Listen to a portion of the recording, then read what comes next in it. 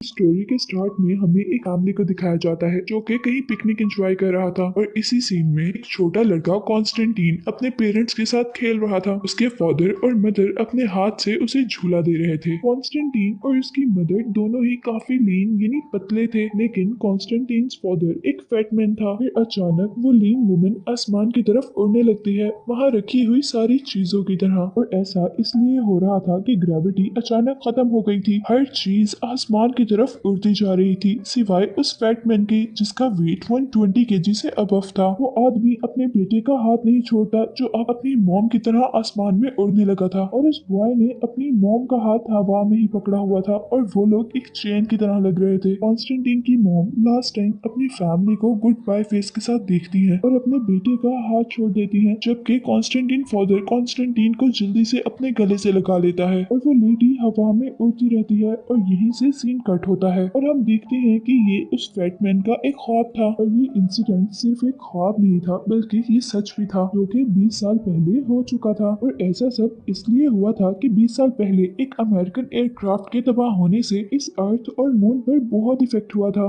जिसकी वजह से अर्थ एक ऐसी स्टेट में चली गई थी कि अगर कोई चीज 120 केजी से कम होती तो उस पर अर्थ ग्रेविटेशनल फोर्स इफेक्ट नहीं करती थी, यानी वो सारी चीजें जो 120 केजी से कम होती वो स्पेस में उड़ने लग जाती थी। और इसीलिए हमें मूवी में दिखाया जाता है कि अब हर घर में एक ग्रेविटेशनल मीटर था, और उसी इंसिडेंट की वजह से मून की भी शेप बिल्कुल खराब हो चुकी थी। ऐसा लगता था कि मून एक तरफ से टूट गया है। इसके बाद हम मूवी में दोबारा कॉन्स्टेंटीन और उसके फादर को देखते हैं। वो दोनों खाना खा रहे थे और उनके पास ऑन हुई टीवी से हमें पता चलता है कि आज उस इंसिडेंट को 20 इयर्स हो गए हैं। टीवी में न्यूज एंकर सबसे एक मिनट के लिए खामोश रहने की रिक्वेस्ट करता है उन लोगों के लिए जो 20 साल पहले उस एक्सीडेंट में मर गए थे। और यहीं पर हमें दिखाया जाता है कि वहां मौजूद सारी चीजें फ्लोर या वॉल के साथ अटैच हैं, और फिर अचानक ग्रेविटी खत्म हो जाती है और सारी हल्की चीजें जिस तरह टेबल पे रखा हुआ फूड आसमान में उड़ने लगता है। और अब हम देखते हैं कि कॉन्स्टेंटीन जिसका वेट बहुत कम है, और फिर कॉन्स्टेंटीन की ग्रिप कम होने पर वो भी स्पेस में उड़ता है और जाकर रूफ से अटैच हो जाता है। वो फैटमैन जो कि 120 केजी का है वो अभी भी वैसे ही स्टेबल था, और फिर वो फैटमैन उठकर ग्रेविटी मीटर को ऑन करता है जिससे सारी चीजें नीचे गिरने लग जाती हैं। वो अपने आप को बचाने के लिए अपने दोनों हाथ सर पर रखता है, और यही दूसरी तरफ हम देखते हैं कि ग्रेविटी मीटर के ऑन होने से कॉन्स्टेंटीन नीचे आकर गिरता है जिससे उसे बहुत चोट आती है। इसके बाद हम देखते हैं कि वो फैटमैन अपनी वाइफ की फोटो दोबारा वॉल के साथ लगाता है और कॉन्स्टेंटीन के पास आता है। वो कॉन्स्टेंटीन से पूछता है कि क्या तुम ठीक हो, और कॉन्स्टेंटीन खुद अपनी बॉडी को चेक करते हुए उसे कोई जवाब नहीं देता। इसके बाद वो फैटमैन अपना वेट चेक करता है जो 120 केजी से सिर्फ थोड़ा सा ही ऊपर था, और वो अब इस बात पर घबरा जाता है कि अगर उसका वेट कम हुआ तो वो अपने बेटे की तरह हेल्पलेस हो जाएगा,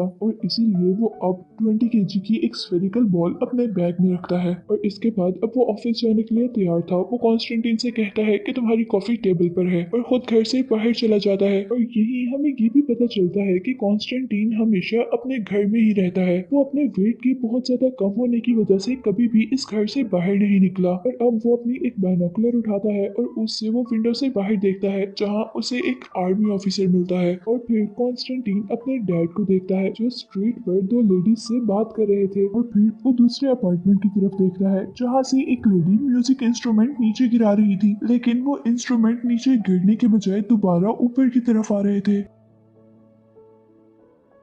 और इसके बाद हम दोबारा पहली वाली दो लेडीज को देखते हैं जो आपस में कॉन्स्टेंटीन और उसके फादर के बारे में गॉसिप्स कर रही थी। उनका ख्याल था कि कॉन्स्टेंटीन के डैड उसे हमेशा घर में रखकर बहुत बुरा करते हैं। वो बेचारा तो हमेशा घर में ही रहता है और विंडो से हर चीज देखता है। वो कहती है कि उसके डैड को कभी उसे बाहर ले आना चाहिए और उसे फ्लोटिंग वॉक करवानी चाहिए, यानी उसे स्पेस में ही लेकर चलना चाहिए। और अभी वो यही बातें ही कर रही होती हैं तो उनके पास वो फ्लोटिंग डॉग्स बहुत जोर जोर से बार्क करने लग जाते हैं। और कॉन्स्टेंटीन भी घर रह रहकर थक गया था और अब वो नॉर्मल लाइफ गुजारने के लिए एफर्ट करता है। वो अपने रूम में एक सी साउंड वेव्स की कैसेट ऑन करता है और फिर एक बड़ी सी अम्ब्रेला से अपना सोफा कवर करता है। वो एक लाइट सोफा पर फोकस करने के बाद अपने कपड़े उतारता है और अपनी बॉडी से वो पिलोज भी दूर करता है जो उसने ग्रेविटी फ्लक्चुएशन की वजह से अपने साथ रखे हुए थे। इसके बाद वो सनग्लासेस लगाकर लेट जाता है और ऐसा अस्यूम करता है जैसे वो एक बीच पर है। उसी दौरान कॉन्स्टेंटीन को एक गाड़ी की आवाज आवाज आती है और वो जल्दी से उठकर विंडोज की तरफ जाता है, जहाँ विंडो से उसे रोड पर एक हेल्दी फ्लफी क्यूट सी लेडी नजर आती है। कॉन्स्टेंटीन अपने बाइनोकुलर से उस लेडी को देख रहा था। वो लेडी अपने बाल खोलती है जो हवा में उड़ने लग जाते हैं और वो कॉन्स्टेंटीन को हाय कहती है। कॉन्स्टेंटीन शाय फील करता है और विंडो से साइड पर हो जाता है, क्योंकि उसकी मॉम के बाद उसका कभी भी वुमेन से इंटरेक्शन नहीं रहा था और अब वो वुमेन्स के साथ अनकंफर्टेबल फील करता था। अब कॉन्स्टेंटीन कपड़े पहनता है और फिर दोबारा अपना पिलो अपनी बॉडी के साथ अटैच करता है और एक चार्ट पर हेलो लिखता है, लेकिन वो इस लेडी को नहीं दिखाता। इसके बाद हम देखते हैं कि जब कॉन्स्टेंटीन के डैड घर आते हैं तो कॉन्स्टेंटीन उन्हें खाना सर्व करता है और इस दौरान कॉन्स्टेंटीन फादर उसकी बॉडी पर एप्रन नोटिस करते हैं और वो उसे कहते हैं कि ये तो वुमेन्स के लिए होता है, तुमने इसे क्यों पहना है। लेकिन कॉन्स्टेंटीन कहता है कि जरूरी नहीं कि ये एप्रन सिर्फ लेडीज ही पहने, बल्कि ये दोनों पहन सकते हैं, यानी लेडीज भी और जेंट्स भी। लेकिन अब वो फैटमैन उससे कहता है कि ये एप्रन तुम्हारी मॉम का है और इसे जाकर उतार दो, और फिर कॉन्स्टेंटीन जाकर अपना एप्रन उतार देता है। और खाना खाने के बाद अब वो फैटमैन अपना वेट चेक करता है जो 120, और वो आदमी अपना वेट 120 केजी पूरा देखकर परेशान होता है इस बात पर कि कहीं उसका वेट और कम ना हो जाए। और इसके बाद हम देखते हैं कि कॉन्स्टेंटीन अपने फादर के जाने के बाद कुछ मैगजीन्स देख रहा था, जहाँ पर उसे एक एड नजर आती है जिसमें लिखा हुआ था getting fat in healthy way. ये एक बर्गर की एडवर्टाइजमेंट थी। इस एडवर्टाइजमेंट को पढ़ने के बाद कॉन्स्टेंटीन बहुत सारे बर्गर्स ऑर्डर करता है और अब काफी सारे बर्गर्स खाने के बाद वो अपना वेट चेक करता है और वो ये देखकर बहुत ज्यादा खुश और एक्साइटेड हो जाता है कि उसका वेट 30 केजी से बढ़कर 60 केजी हो गया था। और ये देखकर अब वो अपने ख्यालों में खो जाता है, जहाँ वो चार्ट पर अपना नेम लिखता है। वो लेडी कॉन्स्टेंटीन को हाय कहती है और इसी के साथ अब हम देखते हैं कि कॉन्स्टेंटीन ने दोबारा बर्गर्स खाना स्टार्ट कर दिए हैं। उसे ये बर्गर खाना बहुत ज्यादा मुश्किल हो रहे थे, लेकिन वो फिर भी इनको खाना नहीं छोड़ता और वो सारे बर्गर्स खाकर फिनिश कर देता है। लेकिन अब उसके बाद उसे पेट में दर्द शुरू हो जाता है और इसके बाद नेक्स्ट सीन में हमें दिखाया जाता है कि कॉन्स्टेंटीन के फादर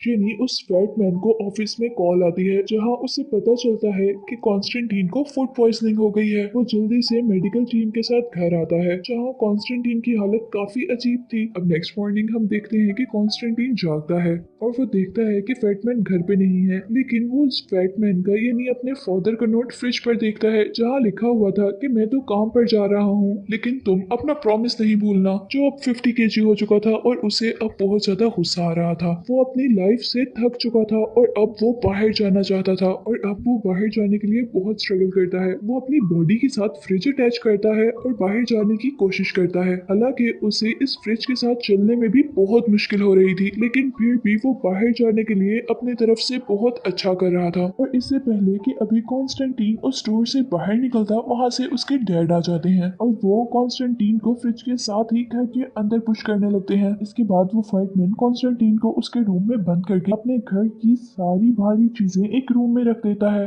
और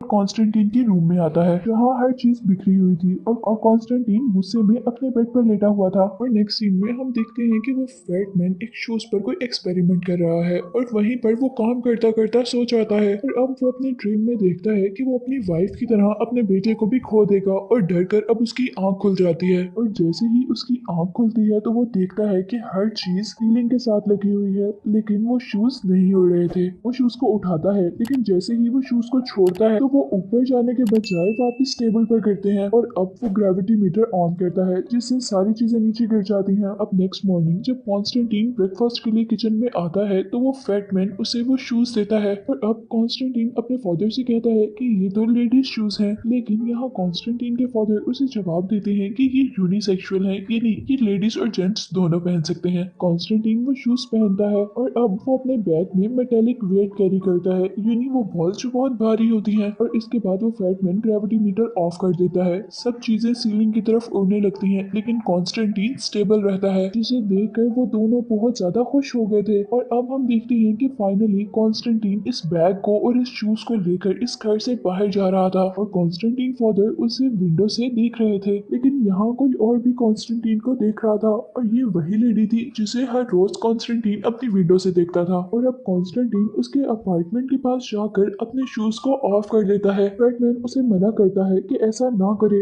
लेकिन वो फिर भी ऐसा ही करता है। के बाद कॉन्स्टेंटीन अपना बैग भी उतार कर गिरा देता है, जो कि हवा में उड़ने लगता है। और उस बैग की तरह कॉन्स्टेंटीन खुद भी हवा में उड़ रहा था और हवा में उड़ते हुए वो अपने पिलोस भी निकाल देता है। और इसके बाद वो आंखें बंद कर लेता है और ऊपर की तरफ उड़ता रहता है कि एकदम से कोई चीज उसे रोकती है। और कॉन्स्टेंटीन फील करता है कि उसके शोल्डर्स पर किसी के हैंड्स हैं जो उसे और ज्यादा ऊपर जाने नहीं दे रहे। कॉन्स्टेंटीन आंखें खोलता है और स्माइल करता है, क्योंकि वो अब अपनी ड्रीम गर्ल को देख रहा था। वो लड़की भी उसे देखकर स्माइल करती है और इस सब को देखकर वो फैटमैन भी बहुत खुश था। और अब मूवी के लास्ट सीन में हमें आसमान में उड़ता हुआ एक रेडियो दिखाया जाता है, जिसमें वो एस्ट्रोनॉट सबसे माफी मांग रहा था, जिसकी वजह से वो अमेरिकन एयरक्राफ्ट तबाह हुआ था और सारे लोग इतनी मुश्किल में आए थे। और इसी के साथ साथ वो ये भी बताता है कि अर्थ अब कभी भी दोबारा ठीक नहीं हो पाएगी। और इसी को सुनते हुए ये मूवी एंड हो जाती है।